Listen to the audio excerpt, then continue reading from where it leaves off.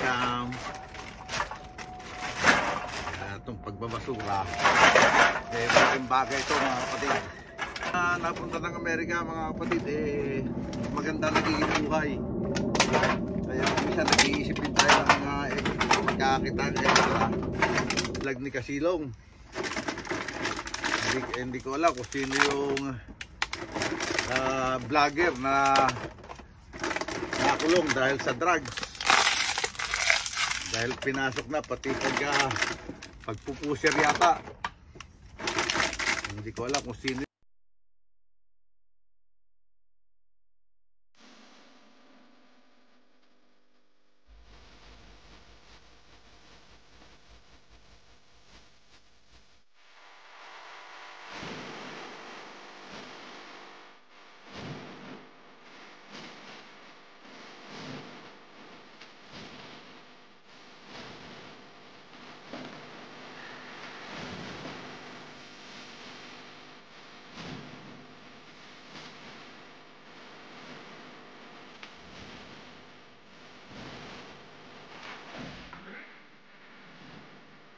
What's up mga kapatid? Panibagong araw, panibagong vlog. Pasensya na kayo, talagang madalang ating pagbablog ngayon. Sabi ko nga sa inyo, like kong paulit-ulit na sinasabi sa inyo na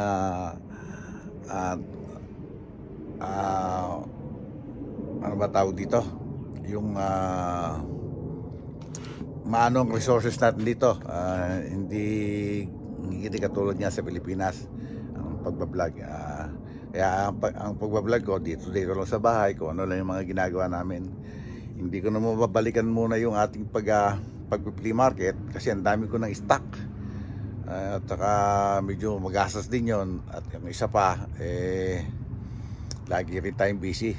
At kaya eto ang ating bablog ngayon mga kapatid. At ayusin natin ito, pakikita ko sa inyo. Hindi ko na i-vlog yung pag-aayos niya mga kapatid, yung mga nakasupot na itim na yan, mga ano natin yung kalakal.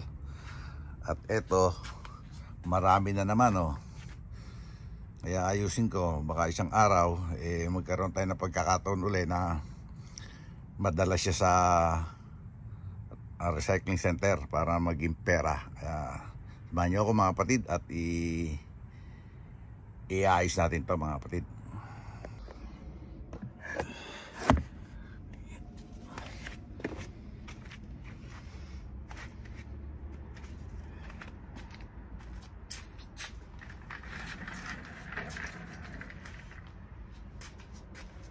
Mga kapatid, ayusin natin. Walang natin ito, ating maglalagyan. Ayan.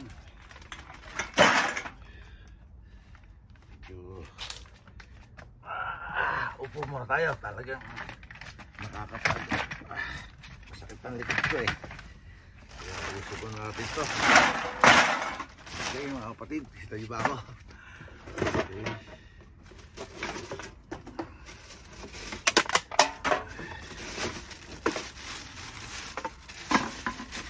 Ay, habang nag-aayos tayo mga kapatid, magkwentuhan tayo. Sabi ko sa inyo, eto ang buhay natin dito sa Amerika. Kailangan may extra income. Itong pagbabasura, malaking bagay ito mga kapatid. Kailangan makapag-ipon-ipon tayo. Kailangan pisain kasi nagbabalko. Tapos pag isinaling ko sa container do sa sa bentahan sa recycling center, maapo siya minsan.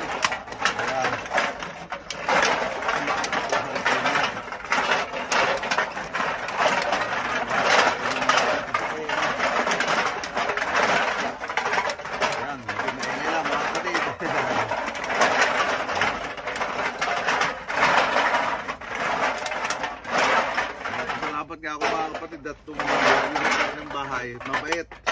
Kaya nag-iipon niyang ano, itong ibang recycle ko. Ibigay sa akin. Pero hindi ka pwede. Hindi siya pwede.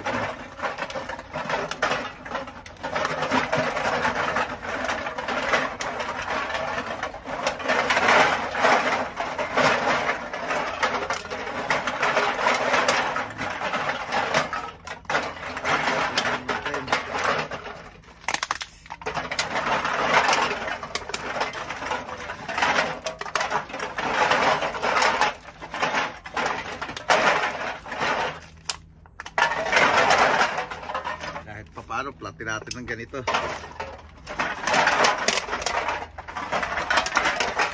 Platin natin.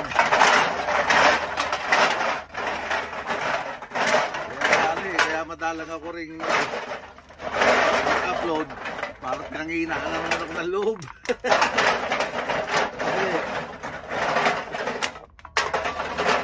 Parang gusto ko nga bumalik na uli ng Pilipinas. Though kahit papaano mga kapatid, nakakaganda tayo ng disco, lalo na pag nakakasama nga si Idol Japper Sniper, so medyo maganda-ganda naging views. Ito ang naiipon ko, konti pa lang, mukhang magtatatlong buwan na naman. Hindi pa ulit tayo nakakasahod sa YouTube. Ang hirap kumuha ng viewers pagka dito yung vlog. Kaya sana kahit nandito ang pag-vlog ko mga kapatid, ano ko rin yun, supportahan nyo kami ako. Lahat nandito sa Amerika. Hindi lahat ng napunta ng Amerika mga kapatid, maganda nagiging buhay. Kaya minsan nag-iisip din tayo ng mga magkakita ng extra. Minsan, swerte-swerte, naka-jackpot tayo. Kaya sana supportahan nyo pa rin ako mga kapatid. Si nanay nga, nalulungkot na rin dito, gusto umuwi na rin ng Pilipinas. Kaya ako, tis-tis lang at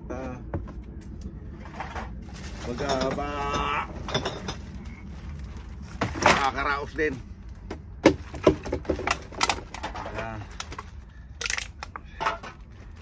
Kasi nalulungkot na siya dito dahil si nanay walang trabaho, kaya nalulungkot siya.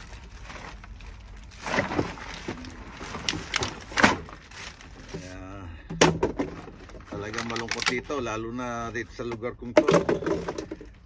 Malayo kami sa mga kamag-anak.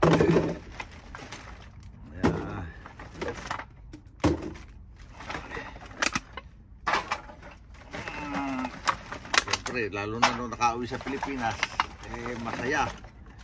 Dahil nakasama yung mga apo, mga anak. Ngayon, balik uli rito, balik sa realidad. Ayun, eto na naman tayo. Diba?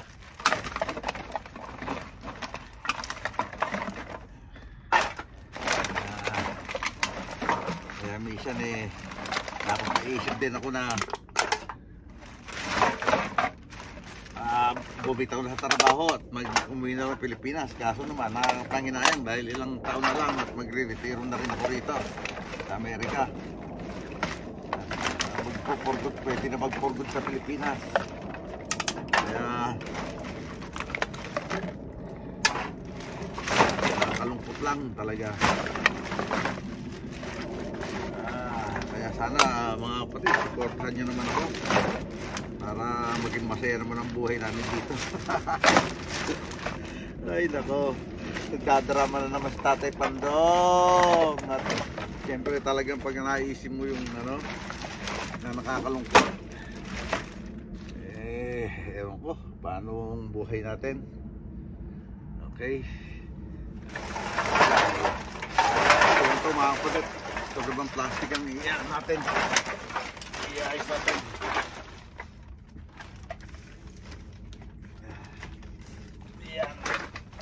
Plastic plastic bottles.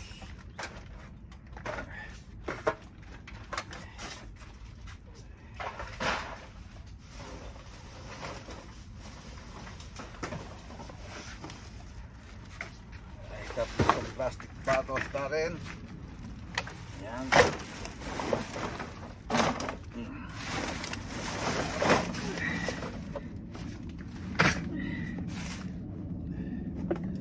Kasi kailangan pisain din.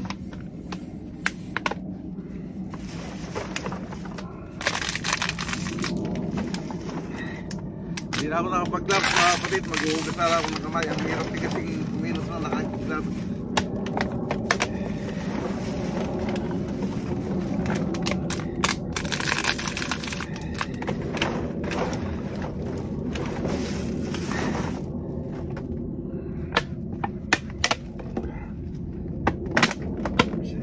Pisain. Kailangan natin pisain. Ito malalaking ganito.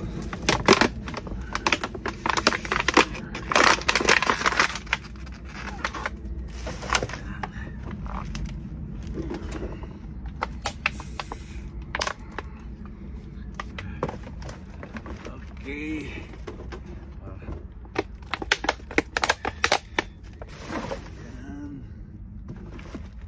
Malalaki kasi ito eh.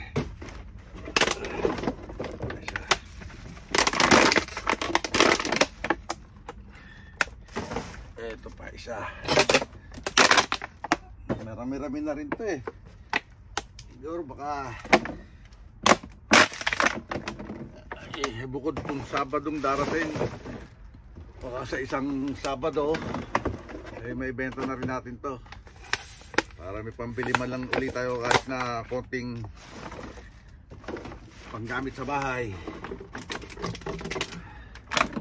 Ayan.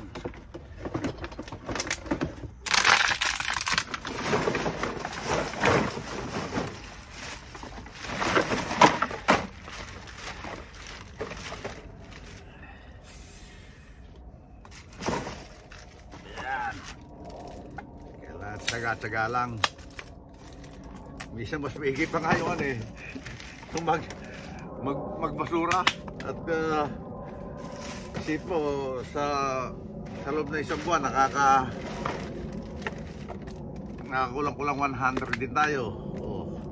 Eh samantalang sa YouTube magtatatlong ko na $50 pa na iipon ko. Ay nako, buhay ng Pinoy. Dali na natin ito dahil maliligit naman.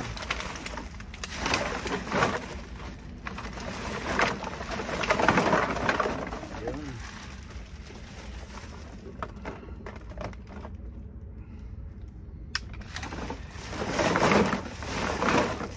Tapos ito lagay natin. Wala kang kat-kat yan. Dire-diretso na para hindi tayo mag-e-edit tayo ng mag-e-edit ng masakit din sa mata pag e-edit eh. Para sabi nga ni Idol wala nang edit at ano na lang, total random naman tong ating vlog, upload na kaagad.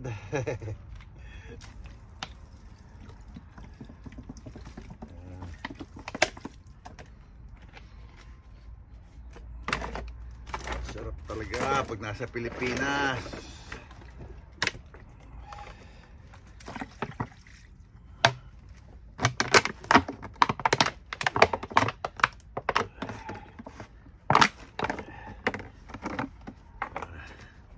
Kahit pa paano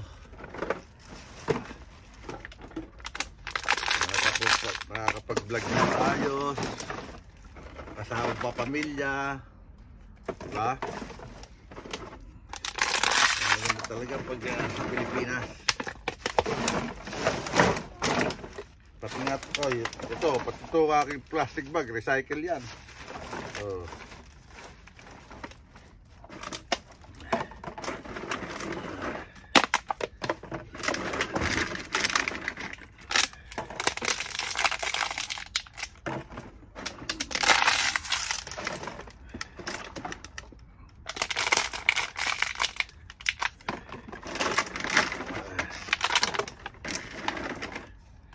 Okay, tama eh. Hindi mo rin pwedeng basta asahan itong pagbablog.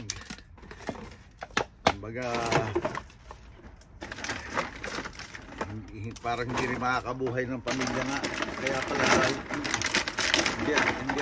hindi nakakapagtaka na yung ibang mga vlogger eh, tumitigil na. Lalo din sa Bukana, ang dami nang tumigil ng pagbablog. At yung iba ka, yung ibang meron pa nga naging, kung kumapanood nyo sa vlog ni Kasilong,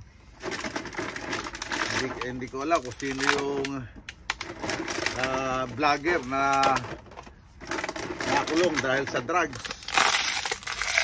Dahil pinasok na pati pagpupusher yata. Hindi ko alam kung sino yun ha. Hindi ko lang una ko na panood kay Kauya. Tapos may vlog din si Kasilong. Naka blind item din. Hindi ko alam kung sino yun.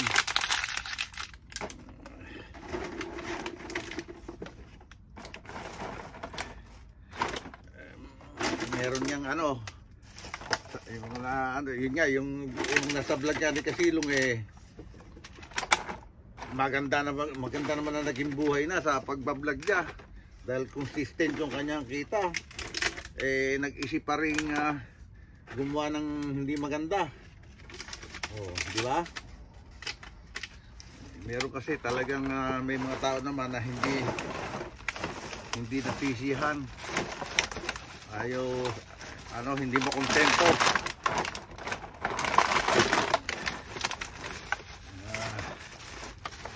Ayun, hindi naman tayo gagawa ng ganun mga kapatid. Ito lang ating pwedeng pagkakitaan. At saka yung sana suportahan nyo rin mga kapatid yung store ko sa Pilipinas. Yung mga nakukuha natin mga vintage dito binebenta ron may store ako sa Piela. Ayan, ilagay ko naman sinishare yun.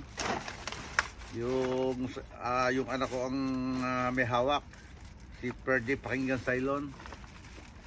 Sana suportahan nyo rin para panggamot niya man lang. Kasi nagkaroon ng milestroke yun. Yun nga, hindi ko na sinasama sa vlog yun yung mga ganong bagay.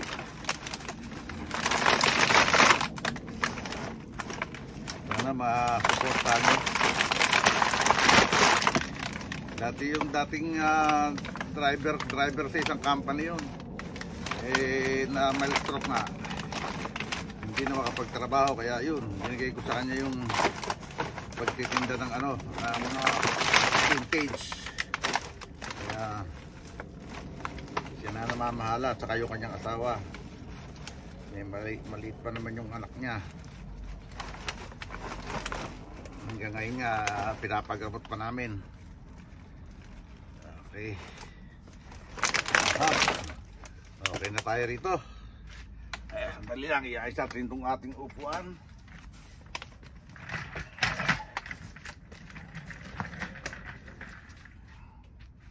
Okay.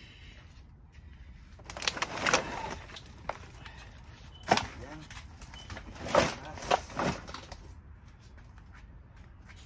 Okay.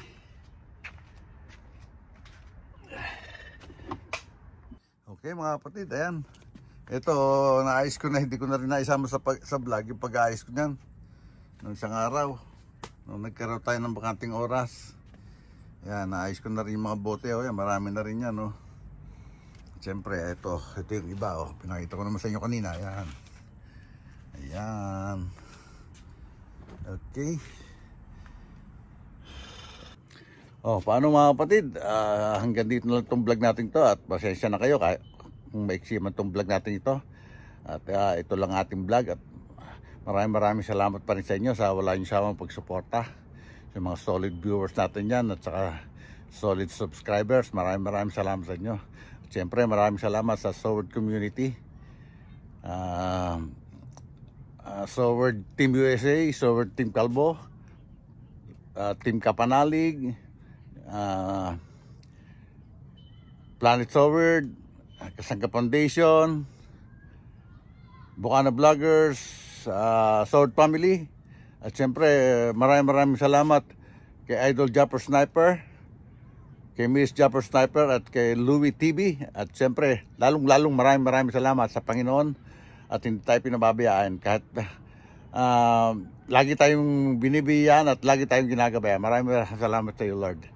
At hanggang dito na lang po. God bless us all and be safe always. We love you all, mga kapatid. Bye-bye!